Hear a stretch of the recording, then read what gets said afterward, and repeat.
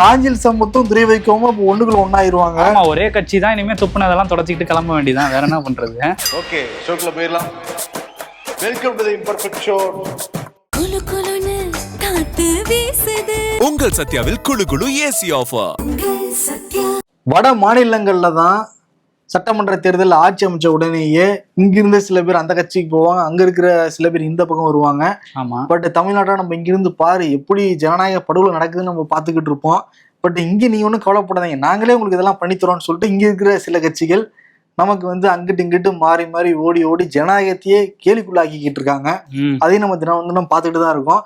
அதுவும் இந்த குதிரை பேரங்கிற வார்த்தை இருக்குல்ல, தினம் தேன் பாயுதோ இல்லையோ இந்த குதிரை பேரம் பாஞ்சிருது காதுக்குள்ள பாஞ்சிருக்கு. டிவிகே தரப்பு டிஎம்கே மேல புகார் சொல்றாங்க, டிஎம்கே தரப்பு டிவிகே மேல புகார் சொல்றாங்க. இன்னைக்கு ரெண்டு பேருமே புகார் எடுத்துட்டு வந்திருக்காங்க. ஆமா, அந்த குதிரை பேரத்துல ரெண்டே பேருக்கு தான் போட்டியேங்கிற மாதிரி டிவிகேவும் டிஎம்கேவும் ஒரு லைன்ல போய்கிட்டு இருக்காங்க. இப்ப டிவிகே தரப்பு என்ன சொல்றாங்க அப்படின்னா, டிவிகே உடைய கிருஷ்ணகிரி மாவட்டம் மூத்தங்கரை எம்எல்ஏ இளையராஜா இவர் தட்டி தூக்க பார்த்திருக்காங்க போல இருக்கு டிஎம்கே அப்படின்னு டிவிகே தரப்பு புகார் சொல்றாங்க. ஓகே, என்ன நடந்திருக்கு அப்படின்னா, இளையராஜா எம்எல்ஏ ஆயிருக்காரு, டிவிகே சார்பா விசில் சின்னத்துல இருந்து போட்டி போட்டு இப்ப மெஜாரிட்டி எல்லாம் கூட நிரூபிச்சிட்டாங்க. அடுத்து தமிழ்நாடு சட்டமன்றம் கூடுறப்ப சபாநாயகருக்கு எதிராக தீர்மானம் கொண்டு வர போறதா ஒரு பேச்சு இருக்கு. அதுக்கு இப்ப இருந்தே நம்ம ஆள் பிடிக்கணுங்கிற மாதிரி டிஎம்கே செட் பண்ணிருக்காங்கிற மாதிரி தான் டிவிக்கு குற்றச்சாட்டு வைக்கிறாங்க. இன்னைக்கு 3 பேர் கைதும் செய்யப்பட்டிருக்காங்க இந்த பிரச்சனையில. திருநாவுக்கரசுங்கிற ஒரு நபர், சென்னையை சேர்ந்தவர். இவர் இந்தியன் பாலிடிக்ஸ் டெமோக்ராட்டிக் ஸ்ட்ராட்டஜிஸ். ஓ, பெரிய ஆளா இருப்பார் போல.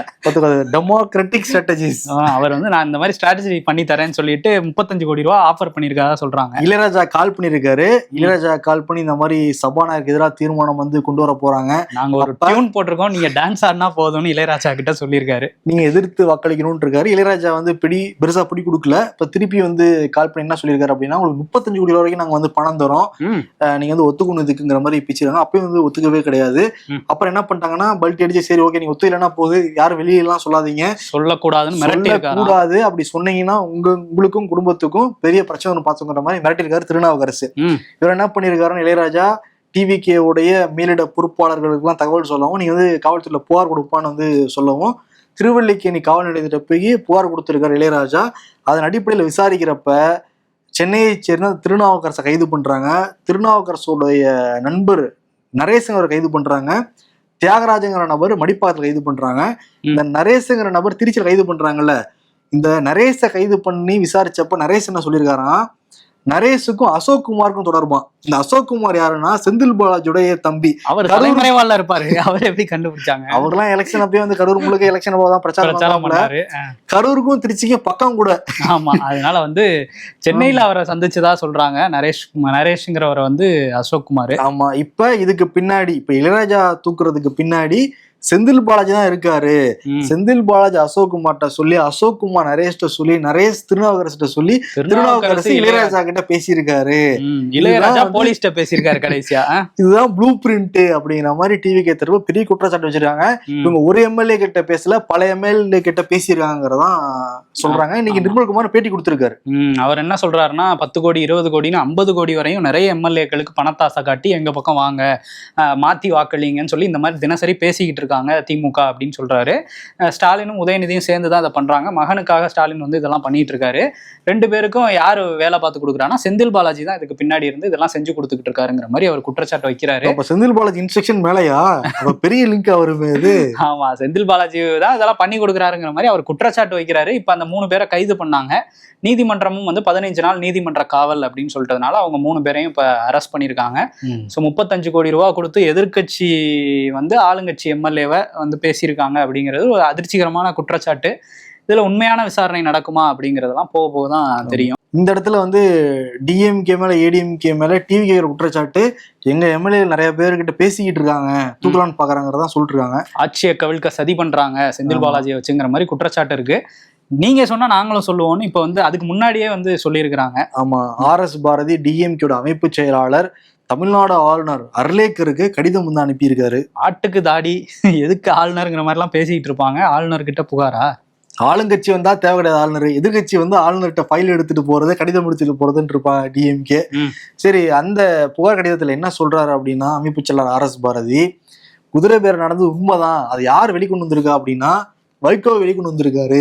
அவருக்கு நாங்க ஒரு பாராட்டு விழா நடத்தலாம்னு இருக்கோம் அப்படின்னு சொன்னாரா? ஏன்னா வைகோ கிட்ட முதல்வர் விஜய் என்ன சொல்லியிருக்காருன்னா, சிங்க கட்சி உதயசூரியன் சின்னத்துல இருந்து போட்டி போட்டு வெற்றி பெற்ற ராஜேந்திரனையும் செந்தில் செல்வனையும் ரிசைன் பண்ண சொல்லுங்க, நான் வந்து பிரச்சாரம் பண்ண வரேன்னு சொல்லிட்டு முதல்வர் விஜய் வைகோ கிட்ட சொன்னாரு. வைகோ பத்திரிகையாளர் சந்திப்புல இதை வந்து பேசியிருக்காரு. இதோ ஆதாரம்னு சொல்லிட்டு அந்த கடிதத்துல ஒரு 7-8 லிங்க் இருக்கு. எல்லாமே நியூஸ் மீடியால வந்த லிங்க், யூடியூப் லிங்க்.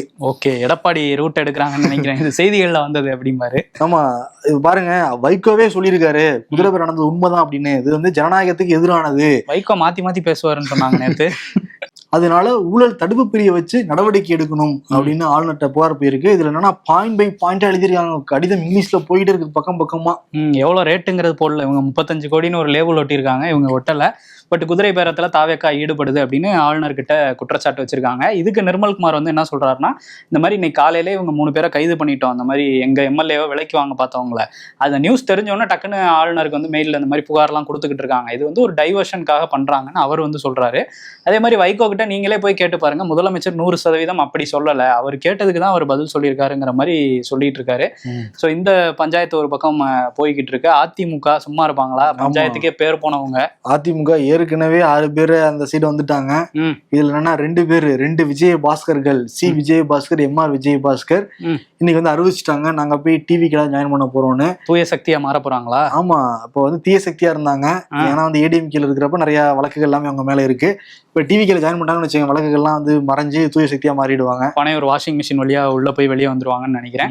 இவங்க தான் வைத்தியலிங்கம் டிஎம்கேக்கு போனபோது தாவேக்காலான்னு சொல்லிட்டு இருந்தாங்க, வாஷிங் மிஷின் பாருங்க அவர் மேல உள்ள கேஸ் வந்து உடனே முடிச்சிட்டாங்கன்னு. இப்ப இவர் மேலேயும் மாநில காவல்துறைக்கு உட்பட்டு கேஸ் எல்லாம் இருக்கு, விஜயபாஸ்கர் மேலாம். அப்ப என்ன பண்ணுவாங்க? ஒரு கேஸ் 2 கேஸ் இல்ல, 2 பேர் மேலேயும் நிறைய வழக்குகள் எல்லாமே இருக்கு. அதெல்லாம் வாங்கிட்டு அவங்க வந்து தூய சக்தின்னு பேசுவாங்களா நாளைக்கு? பாப்பா என்ன பண்ண போறாங்கிறது. ஆமா, இதுல இன்னொரு விஷயம் என்னன்னா, அதிமுகல எஸ்பி வேலுமணிக்கு மாவட்ட செயலாளர் பதவியை பறிச்சுட்டு துணை பொதுச் செயலாளர் பதவியெல்லாம் கொடுத்துருந்தாரு. அதுல வந்து நம்ம என்ன பண்ண முடியுங்கிற மாதிரி அவங்க அதை விரக்தியில இருக்காங்கன்னு நம்ம சொல்லியிருந்தோம். இப்ப அந்த விரக்தியை வெளிப்படுத்துற மாதிரி ஒரு கூட்டறிக்கை மாதிரி வெளியிட்டிருக்காங்க. யாருன்னா எஸ்பி வேலுமணி, தங்கமணி, நத்தம் விஸ்வநாதன் ஒரு 9 பேர், எங்களுக்கு இந்த பதவி வேணாம், எங்களை வேலை செய்ய விடாம பண்ணிட்டு இருக்காரு எடப்பாடி, நாங்க தொண்டர்களாவே இருந்துக்கிறோம் அதிமுகல, பதவியே வேணான்னு சொல்லியிருக்காங்க. நம்ம 2026 சட்டமன்ற தேர்தலில் வேலுமணியோட வேலை செஞ்சு கிழிச்சு தள்ளிட்டாப்புல அப்படின்னு எடப்பாடி திருப்பி கேட்டா என்ன பதில் சொல்றது? ஒரே ஒரு தொகுதி தான் கோயம்புத்தூர்ல ஜெயிச்சிருக்கீங்க, என்ன பண்ணீங்கன்னு கேட்டா என்ன சொல்லுவாரு? ஓகே. இன்னொரு முன்னாள் அமைச்சர் MSM ஆனந்தன், அவரும் எனக்கு பிடிக்கலங்க, அதிமுக வேணான்ட்டு கட்சியில இருந்து வெளியேறி இருக்காரு, என்னைக்கு பனையூர் போறாருங்கிறது அவர்கிட்ட கேட்டாதான் எல்லாரும் கிளம்ப போறாங்களாம். ஏடிஎம்கே, டிஎம்கே, அப்புறம் மற்றும் பலருமே அதாவது தட்டிட்டு இருக்காங்களாம். டிஎம்கேவுமா? டிஎம்கேல பலரும் பேசிட்டு இருக்காங்களாம் டிவி கிட்ட. ஓ, அப்ப தூய சக்தி கன்ஃபார்மா? அவங்க என்ன நினைக்கிறாங்கன்னா, இவங்க எல்லாம் வந்து ஸ்லீப்பர்ஸ் எல்லாம் இருப்பாங்களோ, இவங்க இப்போதைக்கு உள்ள கூடாதுன்னு சொல்லிட்டு டிஎம்கே சைட கதை அடைச்சு வச்சிருக்காங்களாம். பட் ஏடிஎம்கே தரப்புல இருந்து வரவங்க கிட்ட ஓகே, இவங்கெல்லாம் நமக்கு பெரிய பாதிப்பா இருக்க மாட்டாங்க, பிரச்சனை இருக்க மாட்டாங்கன்னு சொல்லிட்டு அதே மாதிரி பிஜேபியில இருந்து பல பேர் எடுக்க போறாங்களாம்.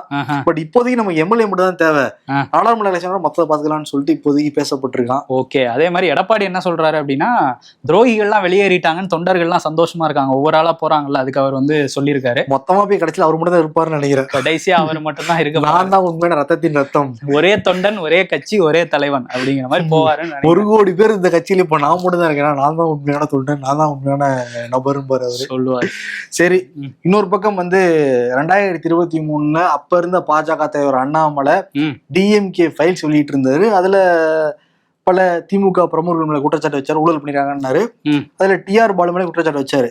நான் வந்து ஒரு யோக்கியமே குற்றச்சாட்டு வைப்பீங்களான்னு சொல்லிட்டு டெஃபர்மேஷன் கேஸ் போட்டாப்புல, எனக்கு அவ்வளவு கப்பல்கள் இருக்குன்னு சொல்றாரு, அவ்வளவு பணம் இருக்குன்னு சொல்றாப்புல, 100 கோடிங்க அப்படின்னு கேஸ் போட்டிருந்தாரு. ஆமா, இப்ப அந்த கேஸ வந்து அண்ணாமலையே வாதாடி வந்தாப்புல. இவர் ஆனர் இங்க ஒரு பாயிண்ட் கேட்கணும், டிஆர் பாலுவிட்ட அனுமதி கொடுப்பீங்களானே நீதிபதி அனுமதி கொடுத்துறாரு போல தெரியுது. போன அமர்வுல பயங்கரமா கேள்வி கேட்டிருக்காரு அண்ணாமலை டிஆர் பாலு கிட்ட. குறுக்கு கேள்விகள்லாம் விசாரணை பண்ணோம்னா இதெல்லாம் சரிப்பட்டு வராதுப்பா, இப்படியே சொன்னா நம்மளே ஏதோ சொல்லிடுவோம் போல இருக்குன்னு நினைச்சிட்டாரான்னு தெரியல. போன வாட்டி அத்தனை கப்பல் இல்லைங்க, இத்தனைதான் இருக்குங்கிற மாதிரி எல்லாம் சொல்ல நமக்கே சாக்கா தான் இருந்துச்சு. ஓ, இவ்வளவு கப்பல் வச்சிருக்காரா?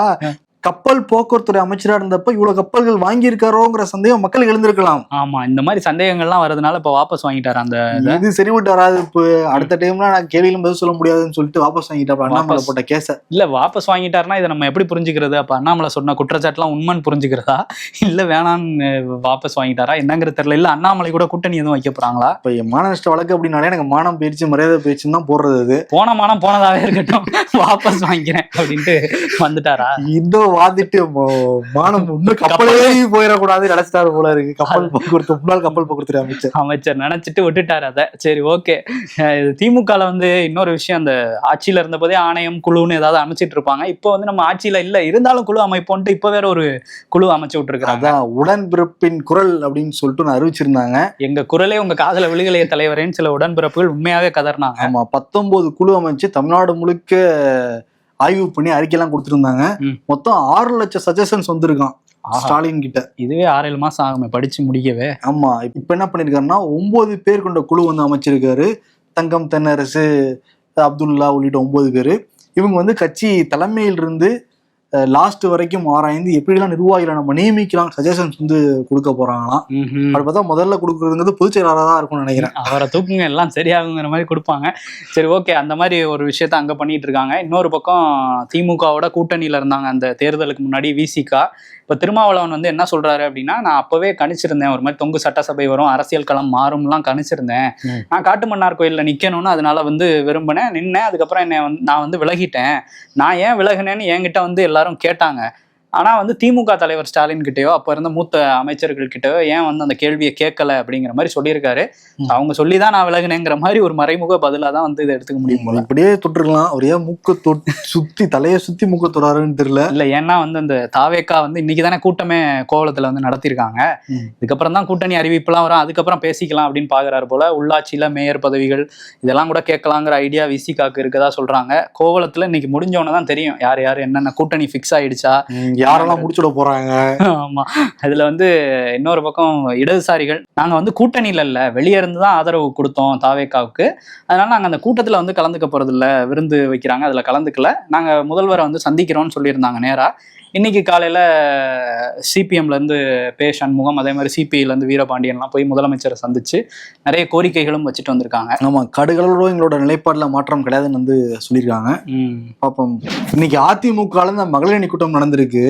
அதுல எடப்பாடி பழனிசாமி பெண் நிர்வாகிகளுக்கு உத்தரவு போட்டிருக்காரு, இடைத்தேர்தலுக்கு தயாராகும் அப்படின்ட்டு இருக்காரு. எப்பவுமே இடைத்தேர்தல்லாம் புறக்கணிப்பாங்களே, இப்ப இடைத்தேர்தலுக்கு என்ன தயாராக? இதெல்லாம் படிக்கிற பேர் அவங்க சிரிப்புறது. எடப்பாடி பழனிசாமி எவ்வளவு கான்பிடண்டா சொல்ற பத்தியா, அதை கான்பிடண்ட் தான் நமக்கு தேவை. ரெட்டலை மேல வச்சிருக்காரு அவர் நம்பி. சரி, இன்னொரு பக்கம் ஒருத்தர் கான்பிடண்டா காலையிலேயே போய் கோவளத்துல வந்து சீட்டு போட்டிருக்காப்ல.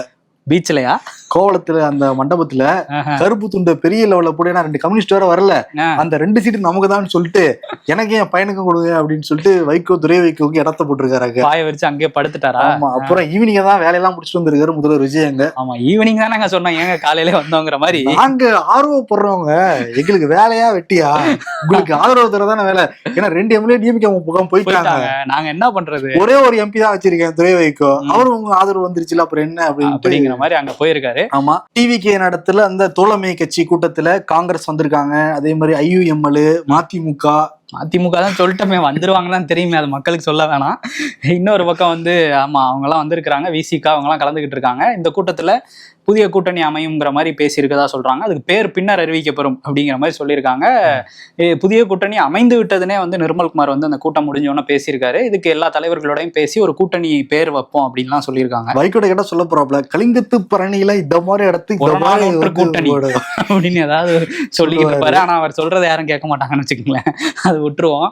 அடுத்து வந்து என்னன்னா, எம்ஆர்கே பன்னீர்செல்வம் அவருக்கு வந்து பதிலடி கொடுத்திருக்காரு வைகோக்கு. என்ன சொல்றாருன்னா, வைகோ வந்து கரப்ஷன் கமிஷன் எல்லாம் இருந்தது திமுக ஆட்சியில அப்படிங்கிற சொல்லியிருந்தாரு. தாவேக்கா கூட்டணியில இருக்கனால கூட்டணியில இருந்து வெளியே வந்தோன்னு வேணா ஏதாவது சொல்லுவாரு, இப்ப சொல்ல மாட்டாரு. அது அயோக்கியத்தனம் அப்படிம்பாரு, கூட்டணியில இருக்கும்போது தப்பு பண்ணா சொல்றாரு. 2021 அந்த கூட்டணி ஃபார்ம் பண்ணி ஜெயிச்சப்ப சிறப்பான ஆட்சி கொடுப்பார், பொற்காலமான ஆட்சி கொடுப்பாருங்கிறாரு வைகோ. அப்ப தெரிஞ்சிருக்காதுன்னு வச்சுக்கோங்க, அப்பதான் ஃபார்ம் பண்றாங்க.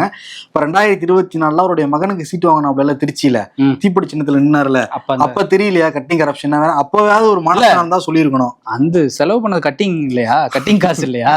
சரி, 2024 5 வருஷம் வந்து ரொம்ப மோசமான ஆட்சி கொடுத்துறாங்க, ஊழல் பண்றாங்க அப்படின்னா அப்பயாவது கூட்டணி விட்டு வெளியே வந்திருக்கணும். நாங்க மக்களுக்காக நிக்கிறோம், ஊழல் பண்ணிருக்காங்கன்னு வெளிப்படையா சொல்லிருக்கணும். எதுக்கு 4 சீட்டு வாங்குனீங்க, அப்ப கட்டிங் காசு தெரியலையா அப்படிங்கிற கேள்வி எல்லாம் வருது இல்ல. ஆனா இதெல்லாம் கேட்டோம்னு வச்சுக்கோவேன், மஞ்சள் பத்திரிகை பாரு, மஞ்சள் மனிதர்.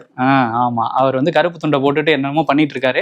சரி, எம்ஆர்கே பன்னீர்செல்வம் என்ன சொல்றாருன்னா, வைகோ வந்து இந்த மாதிரிலாம் பேசிட்டு இருக்காரு, அவர் கட்சியை சுயநலமா தான் நடத்திக்கிட்டு இருக்காரு, அவர் கூட இருந்தவங்க யாருக்குமே அவர் வந்து எதுவுமே பண்ணது கிடையாது, அதனாலதான் மல்லை சத்யா தனியா போயிட்டாரு, ஒரு சீட்டு கிடைச்சா கூட தன்னோட மகன் துரை வைகோக்கு தான் தூக்கி அந்த சீட்டை வந்து கொடுத்துருவாரு அப்படின்னு சொல்றாரு. அது நம்மளும் பார்த்துருக்கோம், அது உண்மைதான், அதை மறுக்க முடியாது. பட் எம்ஆர்கே பன்னீர்செல்வமே அவன் பையனுக்கு சீட்லாம் வந்து கேட்டுக்கிட்டு இருந்தாரு. அவங்க திமுகலே பார்த்தோம்னா மகனுக்கு தான் துணை முதலமைச்சர் பதவி கொடுத்தாங்க. கட்சி பார்ட்டியும் சரி, தனிநபர்களும் சரி, எல்லாமே அது ஒரு கார்பரேட் கம்பெனியா தான் நடத்திக்கிட்டு இருக்காங்க. நம்ம குடும்பத்தை காப்பாத்திரணும்பாங்கிற மாதிரி சொத்து பத்து வெளியில போயிடக்கூடாதுப்பா அப்படின்ட்டு தான் இதுல துரை வைகோ தெரியும்ல, அந்த பொதுக்குழுக்கு போவே இல்லை. அந்த 2 எம்எல்ஏக்களும் வரல அந்த கூட்டத்துல. துரை வைகோவுமே போகல தீர்மானம் போட இடத்துல. ஏன் போகல அப்படின்னா, துரை வைகோ ஆசைப்பட்டிருக்காப்ல அந்த 2 பேரையும் ரிசைன் பண்ண வச்சுட்டு அந்த 2 சீட்டையும் நம்ம டிவிக்கே கொடுத்துடலாம், திருச்சி கிழக்குல நான் வந்து போட்டிடுறேன் தீப்பெட்டி சின்னத்துல, நம்ம ஜெயிச்சுட்டு நான் அமைச்சர் ஆயிடுறேன் இருக்காங்க. கில்லி சரத்து நமக்கு வழிவிடுவாரு நம்புறாரா? அந்த 2 எம்எல்ஏக்களும் மண்ணை தூக்கிட்டு போயிட்டாங்க. நாங்க டிஎம்கே எம்எல்ஏ தானே, நான் ஏன் ரிசைன் பண்ணணும் போனதுனால என்னப்பா உங்களால 2 எம்எல்ஏ கண்ட்ரோல் பண்ண முடியலன்னு திருட்டு போயிட்டாப்ல. என்ன கட்சி நடத்துறீங்க, ஏன் மகனே உன்னையே கண்ட்ரோல் பண்ண முடியலையேப்பா அப்படின்னு கூட அவர் சொல்லியிருக்கலாம். சரி, ஓகே, அந்த மாதிரிதான் இருக்கு அந்த கட்சி. அதுக்கு நாஜில் சமத் விமர்சனம் பண்றாரு, ஒருத்தன் கோவணத்தை கையிலே சுத்திட்டு திரிவாடுங்கிற மாதிரி இறங்கி அடிக்கிறாங்க. இல்ல இப்ப என்ன, நாஞ்சில் சம்பத்தும் துரை வைக்கோமா ஒண்ணுக்குள்ள ஒன்னாயிருவாங்க. ஆமா, ஒரே கட்சி தான், இனிமே துப்புனதெல்லாம் தொடச்சிக்கிட்டு கிளம்ப வேண்டியதான், வேற என்ன பண்றது. முன்னாள் அமைச்சர் சிவசங்கர் போக்குவரத்து துறையில வந்து வேலை வாங்கி தரதா சொல்லி பண மோசடியில ஈடுபட்டாருன்னு சொல்லிட்டு அவர் மேல புகார் வந்திருந்தது. அதுக்கு சம்மன் அனுப்பிச்சிருந்தாங்க, ஆஜராயிருக்காரு. ஆஜராகி தன்னோட விளக்கங்கள்லாம் கொடுத்துட்டு நான் வந்து வெளியே வந்திருக்கேங்கிற மாதிரி செய்தியாளர்களையும் சந்திச்சிருக்காரு. என்ன சொல்றாருன்னா, எனக்கும் அந்த கைதான இளஞ்செழியனுக்கும் எந்த தொடர்பும் கிடையாது, நான் வந்து பணமே வாங்கல அப்படிங்கறத வந்து பத்திரிகையாளர்கள் கிட்ட சொல்லியிருக்காரு. பத்திரிகையாளர் அவர் சொல்றதை கேட்டுப்போம், பட் போலீஸ் கேட்டுப்பாங்களா? கேட்டுக்க மாட்டாங்க, திரும்ப சம்மன் அனுப்புவாங்க. அப்போ வந்து அவரு என்ன சொல்றாருன்னு பார்ப்போம். சரி, இன்னொரு அமைச்சர், முன்னாள் அமைச்சர் அனிதா ராதாகிருஷ்ணன், அவர் வந்து என்ன பேசியிருந்தாரு முதலமைச்சர் விஜயை பத்தி ரொம்ப கொச்சையா அவதூறா ஒருமையிலலாம் பேசியிருந்தாரு. அதுக்கு வழக்கும் போட்டிருந்தாங்க. இப்போ எனக்கு முன்ஜாமீன் வேணுங்க ஐயான்னு சொல்லிட்டு கோர்ட்டுக்கு போயிருக்காரு. அரெஸ்ட் ஆயிடுவோம் போல, முன்ஜாமீனை போட்டு வைப்போன்னு போட்டு வச்சிருக்காரு. அதே மாதிரிதான் அந்த பள்ளிக்கல்வித்துறையில் ஊழல் நடந்திருக்கு அப்படின்னு சொல்லிட்டு அந்த அரசகுமார் அரெஸ்ட் பண்ணி வச்சிருக்காங்க. இன்னொரு குமார் பேரும் அடிபட்டுக்கிட்டு இருக்கான். ஆமா, அந்த குமார் மூலமா அன்பில் முகேஷ் வரைக்கும் போகும் அப்படின்னு சொல்றாங்க. இப்ப முன்னாள் அமைச்சர் எல்லாருக்கும் சமன் அனுப்பப்படும் போல இருக்கு வரப்போற நாட்கள்ல. ஆமா, இன்னொன்னு வந்து தென் சென்னை மேற்கு மாவட்ட செயலாளர் சிற்றரசு, டிஎம்கேவை சேர்ந்தவர், இவர் மேல திமுகவோட மாவட்ட அணி நிர்வாகி போய் மத்திய குற்றப்பிரிவு போலீஸ் சாட்ட புகார் கொடுத்திருக்காரு. என்ன ஏமாத்திட்டாருங்க பணம் வாங்கி. அதேதான், கட்சிக்காரங்களையும் விட்டு வைக்கலையா? சென்னை மாநகராட்சியில வேலை வாங்கி தரேன்னு சொன்னாரு. அதை நம்பி நான் பல பேர்கிட்ட பணம் வசூலிச்சு 69 லட்சம் ரூபாய் பணம் கொடுத்தேன் சிற்றரசு கிட்ட. ஆனா சிற்றரசு வேலையை வாங்கி தரல, கேட்டா பணத்தையும் கொடுக்க மாட்டேங்கிறாரு. மார்ச் மாசம் நீ பிடிச்சி ஜெயிலையும் போட்டாரு சிற்றரசு. இப்ப எனக்கு நீதி வேணும்னு சொல்லிட்டு அந்த துளசிராமன் காவல்துறை அணுகியிருக்காரு. இப்ப காவல்துறை வந்து விசாரிக்க ஆரம்பிச்சிட்டாங்களாம் சிற்றரசு மேல என்னென்ன புகார்லாம் இருக்கு அப்படின்னு. ஆமா, ஆனா அந்த இப்ப சிற்றரசு என்ன சொல்றாருன்னா, துளசிராமன் வந்து அவர் தாங்க மோசடி பண்ணிட்டாரு, எனக்கு அவருக்கு சம்பந்தம் இல்லைங்கிற மாதிரி சொல்றாரு. பட் தாவேகா காரங்க என்ன சொல்றாங்கன்னா, பொதுவா வந்து முன்னாள் முதல்வர் ஸ்டாலின் வந்து போற இடத்துல 3 மாசத்துல ஆட்சி கவிழ்ந்துரும், 6 மாசத்துல ஆட்சி கவிழ்ந்துரும், தமிழ்நாட்டுல கூடிய விரைவில் தேர்தல் வரும் அப்படின்லாம் பேசுறாருல. இதுக்கு என்ன காரணம்னா, நிறைய பேர் திமுக காரங்க மேல புகார் கொடுக்குறாங்க. அவங்க எல்லாம் பாத்துக்குங்க, ஆட்சி கவிழ்ந்துச்சுன்னா நாங்க தான் வருவோம், யாரும் புகார் கொடுக்க கூடாதுன்னு மிரட்டுறதுக்காக தான் இப்படி பேசிக்கிட்டு இருக்காரு. ஏன்னா வந்து கூட்டணியில ஆதரவு கொடுத்தவங்க எல்லாம் ஆட்சியை கவிழ்க்க மாட்டோம்னு சொல்லிட்டாங்க. அப்புறமும் இப்படி பேசினாருன்னா அதான் உள்நோக்கங்கிற மாதிரி தாவேக்காரங்க இப்ப பேச ஆரம்பிச்சு. ஓகே, அப்ப எல்லா மாவட்டத்துல இருந்து புகார் வருமோ? ஒரு மாவட்டத்துக்கே தக போட்டேங்குது. அதுவும் பொதுமக்கள் யாராவது ஏமாறது ஓகே, கட்சிக்காரங்களே ஏமாத்திருக்காங்க பாருங்க மாவட்டக்காரங்க. அதான் கீழே உள்ளவங்க காசை வாங்கி மேல உள்ளவங்கள்ட்ட கொடுப்பாங்க, அந்த மாதிரி ஒரு பிரச்சனை தான் இந்த பிரச்சனை. இன்னைக்கு தேசிய மருத்துவ தினம். மருத்துவ பணிங்கிறது ஒரு மகத்தான பணி. 24 மணி நேரம் ஓடிக்கிட்டே இருக்கணும், உயிர் காக்கிற ஒரு உன்னதமான பணியை வந்து செய்யறாங்க. ஆமா, அவங்கலாம் எவ்வளவு போட்டுனாலும் வந்து தகும். இன்னைக்கு வந்து முதல்வர், எதிர்கட்சி தலைவர், அதே மாதிரி முன்னாள் முதல்வர் எல்லாருமே இந்த தினத்துக்கு வாழ்த்துக்கள் சொல்லியிருந்தாங்க மருத்துவர்களுக்கு. நாமும் வாழ்த்துக்களை சொல்லிக்கலாம். கண்டிப்பா. அதே மாதிரி நீங்க 24 மணி நேரம், சில பேர் 36 மணி நேரம்லாம் வந்து ஒர்க் பண்றாங்க, அதெல்லாம் நம்ம பார்க்க முடியுது. இதுல என்னன்னா, மருத்துவர்களுக்கு ஒரு நல்ல செய்தியும் வந்து மக்கள் நல்வாழ்வுத்துறையில இருந்து வந்திருக்கு. அந்த வெளிநாடுகள்ல மருத்துவ கல்வி படிச்சுட்டு இங்க FMG எக்ஸாம் எழுதி அவங்களும் வந்து இங்க கட்டாய சுழற்சி முறையில அரசு மருத்துவமனைகள்ல பயிற்சி பெறலாம் அப்படிங்கிற ஒரு விஷயம் இருக்கு. அது இவ்வளவு நாட்கள் வந்து நடக்காம இருந்தது. இப்போ மாவட்ட 23 மாவட்டங்களில் உள்ள அரசு தலைமை மருத்துவமனைகள் உள்ளிட்ட நிறைய மருத்துவமனைகளில் அவங்களும் பயிற்சி பெறலாம். ஆண்டுதோறும் 1504 பேர் வந்து பயிற்சி பெறலாங்கிற அறிவிப்பை மக்கள் நல்வாழ்வுத்துறை வந்து வெளியிட்டிருக்காங்க. மருத்துவர்களை பத்தி பேசிட்டு இருந்தோம். நேற்று ஒரு நெகிழ்ச்சிகரமான சம்பவம் நடந்திருக்கு சென்னையில. கிளாம்பாக்கத்துல இருந்து திருவான்மியூர் போற எம்டிசி பஸ், அது வந்து ஒரு பெண்மணி ஏறி இருக்காங்க. ஏறின சில மணி நேரங்கள்லயே உங்களுக்கு தலையெல்லாம் சுத்தி இருக்கு, வலிப்பு வந்து ஏற்பட்டிருக்கு. உடனே அவங்களே சுதாரிச்சு மாத்திரெல்லாம் எடுத்து போட்டு தண்ணிலாம் குடிச்சிருக்காங்க. அங்கிருந்த நடத்துனர் லட்சுமணனும் சரி, அங்கிருந்த டிரைவரும் சரி, அங்கிருந்த பொதுமக்களும் சரி, ஏதாவது உடனே ஹாஸ்பிட்டல் போலாமெல்லாம் கேட்டிருக்காங்க. இல்ல மாத்திரப்பட்ட உடனே சரியாயிரும் சொல்லியிருக்காங்க அந்த பெண்மணி. அப்பயும் சரியாகவே இல்லை. திருப்பி கொஞ்ச நேரம் கழிச்சு வலிப்பு ரொம்ப பெருசாயிடுச்சு. இப்போ ஓகே என்ன பண்றது அப்படின்லாம் யோசிச்சுக்கிட்டு இருக்கப்பவே நடத்துனர் உத்தரவின் பேர்ல டிரைவர் நான் ஸ்டாப்பா வேற ரூட்ல போய் தாம்பரம் அரசு மருத்துவமனைக்கு வந்து போயிருக்காங்க. உடனே அந்த பெண்மணிக்கு சிகிச்சை கொடுத்து காப்பாத்திருக்காங்க. இப்ப அந்த நடத்துனர் லட்சுமணனுக்கும் அந்த ஓட்டுநருக்கும் எல்லாரும் பாராட்டு தெரிவிக்கிறாங்க. நம்மளும் பாராட்டு தெரிவிக்கலாம். ஏன்னா சமயோஜித நேரத்துல செயல்பட்டு உயிரை காப்பாத்திருக்க அவங்களுக்கு எவ்வளவு வாழ்த்துக்கள் சொன்னாலும் அது தகும். நம்மளும் வாழ்த்துக்களை சொல்லிக்குவோம். இன்னொரு பக்கம் என்னன்னா, கவிஞர் புவியரசு இவர் வந்து 2 முறை சாகித்ய அகாடமி விருது பெற்ற எழுத்தாளர். இவர் 96 வயதாகுது. வயது மூப்பு காரணமாக இப்போ வந்து காலமாயிருக்காரு. அவருக்கு வந்து இரங்கல் தெரிவித்த முதலமைச்சர் விஜய் அவங்களுக்கு அரசு மரியாதையோட உடல் வந்து நல்லடக்கம் செய்யப்படும் அப்படிங்கிறதையும் அறிவிச்சிருக்காரு. இந்தியா கூட்டணியில திமுகவும் ஆம் ஆத்மியும் அந்த கூட்டத்துல கலந்துக்கல, ஆனா நாங்களும் இருக்கோங்கிற மாதிரி இப்போ ஒரு விஷயத்த வந்து பண்ணியிருக்காங்க. என்ன அப்படின்னா, SIR வந்து தொடர்ச்சியா ஒவ்வொரு மாநிலத்திலையும் நடத்திக்கிட்டு இருக்காங்க. இப்போ கர்நாடகா, தெலுங்கானான்னு அடுத்தடுத்த மாநிலங்களுக்கு தயாராகி அங்க நடந்துகிட்டு இருக்கு. இதுல இந்தியா கூட்டணி வந்து என்ன பண்ணியிருக்காங்கன்னா, SIR அப்படிங்கிறது தேர்தல் ஆணையம் ஆளுங்கட்சிக்கு சாதகமா செயல்படுறாங்க, இது ஜனநாயகத்துக்கே அச்சுறுத்தல், நாங்க வந்து ஜனநாயக சக்திகள்லாம் நம்புறது வந்து நீதிமன்றத்தை தான், நீதித்துறையை தான் அப்படின்னு சொல்லி உச்சநீதிமன்ற தலைமை நீதிபதிக்கு ஒரு கடிதம் வந்து எழுதியிருக்காங்க. இதுல தலையிட்டு நீங்க வந்து நடவடிக்கை எடுக்கணும் அப்படின்னு. சிரிச்சு சொல்ற? சிரிக்கல, அவங்க வந்து எனக்கு நம்பிக்கை இருக்கு, நீதித்துறை மேலேயும் நம்பிக்கை இருக்கு, தேர்தல் நீதிமன்ற தலைமை நீதிபதிகள் நம்பிக்கை இருக்குன்னு கடிதம் அனுப்பிடுறாங்க. அதான் அது அண்டர்லைன் பண்ணி நம்ம பார்க்க வேண்டியது. ஆமா, அதுல வந்து என்னன்னா ஒரு ஹைலைட்டா இருக்குன்னா, திமுகவும் ஆம் ஆத்மியும் அந்த இந்தியா கூட்டணி கூட்டத்துல கலந்துக்கல, ஆனா இதுல மட்டும் சைன் பண்ணிருக்காங்க, நாங்களும் வந்து இதை எதிர்க்கிறோம் அப்படின்னு சொல்லி. ஆமா, சார்னாலதான் குளத்தூர் அவ்வளவு பேர் வாக்காளர் தூக்கிட்டாங்க, இப்போ தோத்துட்டு உட்காந்துருக்கோம் அப்படின்னு எழுதியிருப்பாங்களோ. இருக்கு ஆடா இல்லைங்கிற மாதிரி, இதே கூட்டணி இருக்காங்க ஆடா இல்லைங்கிற மாதிரியே போயிட்டு இருக்காங்க அவங்க. ஆமா சரி ஓகே, இன்னைக்குதான் புதிய கூட்டணி ஃபார்ம் ஆக போகுதுங்கிறாங்களே தமிழ்நாட்டுல. ஆமா, அது நாளைக்கு தெரியும், பார்ப்போம் என்ன நடக்குதுன்ட்டு. இன்னொரு பக்கம் வந்து நம்ம ஜி வந்து பேசியிருக்காரு. யாரோனா, ஈரானோட அதிபர் பெஷஷ்கியானோட பேசியிருக்காரு. இஸ்ரேல்ட்ட தானே பேசுவாரு, இல்ல மோடி கிட்ட பேசுவாரு, ட்ரம்ப் கிட்ட பேசுவாரு. இன்னைக்கு ஈரானோட பேசுவோம், சும்மா தானே இருக்கோம்ல. இது அவர் வந்து எவ்வளவு வேலைக்கு நடுவுலையும் வந்து பேசியிருக்காரு. என்ன சொல்றாரு அப்படின்னா, அந்த ஸ்ட்ரைட் ஆஃப் ஹோர்மூஸ் அப்படிங்கிறது திறந்தே இருக்கணும், அது வந்து முக்கியமான விஷயம் சொல்லிட்டு அவர்கிட்ட வலியுறுத்தி இருக்காராம். அதை பத்தி டீட்டெயிலா மோடி சொன்னோன்னே அவருக்கு தெரிஞ்சிருக்கும், அடடா கண்டிப்பா ஞானக்கண திறந்து வைக்கிறாரு அப்படின்னு. அந்த ராமர் கோயில் விவரத்தை பத்தி எல்லாம் பேச மாட்டார்ல, ஈரானுக்கு எப்படி பேச முடியும், இங்க இருக்கிறவர்கிட்ட பேச மாட்டார்ல. யோகி ஏன்னா 2வது சுதந்திரம் கிடைச்சது அப்படின்லாம் பேசிக்கிட்டு இருந்தாங்க அந்த ராமர் கோயில் விவகாரத்துல. அது மெல்ல மெல்ல விசுருவம் எடுத்துக்கிட்டே இருக்குது. பட் அதுல வந்து நிறைய பேரை காப்பாத்த பாக்குறாங்க, பாஜக காரங்களே இதுல சம்பந்தப்பட்டிருக்காங்க, காப்பாத்துறாங்கன்னு எதிர்கட்சிகள் குற்றச்சாட்டு வைக்கிறாங்க. ஸோ குற்றச்சாட்டு எதிர்கட்சிகள் வைக்கும் போதே அதை பத்தி பேச மாட்டாரு ஜிங்கிறது தான் தெரியுமே. மக்களே அரசியலுக்கு வரலாம்னு மறுபடியும் யோசனையா இருக்குது. என்ன சொல்றீங்கன்னு லாரன்ஸ் கேக்குற மாதிரி போட்டிருக்காங்க. மக்கள் பாக்குறாங்களாம், யாரா இவரு அப்படின்னு. வீட்டுல கடைசி பிள்ளை சந்திரா, அவன் தான் நம்ம குடும்பமானத்தை தெருவுல இழுத்து விட போறான் அப்படின்னு பாட்டியும் அம்மாவும் பேசிக்கிறாங்களாம்.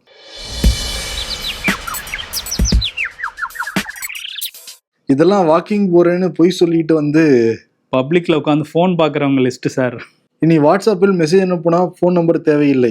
அட ஏங்க நீங்க வேற, நம்ம ஆளுங்க வாட்ஸ்அப்ல அனுப்பும் மெசேஜ் எல்லாம் பார்க்கும்போது வாட்ஸ்அப்பே தேவையில்லைன்னு தோணுது, போவீங்களா? அரசியல்ல இதெல்லாம் சாதாரணமாப்பா. இன்னைக்கு விருது விஜய்க்கும் ஸ்டாலினுக்கும் வந்து கொடுத்துடலாம். தூக்குதுற மாதிரி 2 பேருமே லிஸ்ட் போட்டு தூக்கிக்கிட்டு இருக்காங்கன்னு குற்றச்சாட்டு இருக்கு. பொதுமக்கள் எல்லாரும் பார்த்துட்டு தான் இருக்காங்க. யார் ரியல் தூக்குதுறைங்கிறத நீங்க கமெண்ட் பண்ணுங்க. ஆனா அதெல்லாம் பாக்குறோம், நமக்கு சதுரங்க வேட்டை மாதிரியே தெரியுது. சதுரங்க வேட்டையில ஆள தூக்குவாங்கல்ல. ஆமா, பல மோசடிகள் நடக்கும், அது மாதிரி நடக்குதா அப்படிங்கிற சந்தேகம் வருது. அதனால சதுரங்க வேட்டைங்கிற விருது 2 பேரும் கொடுத்துட்டு விடைபெறலாம். நன்றி. உங்கள் சத்யாவில் குளு குளு ஏசி ஆஃபர். சத்யா.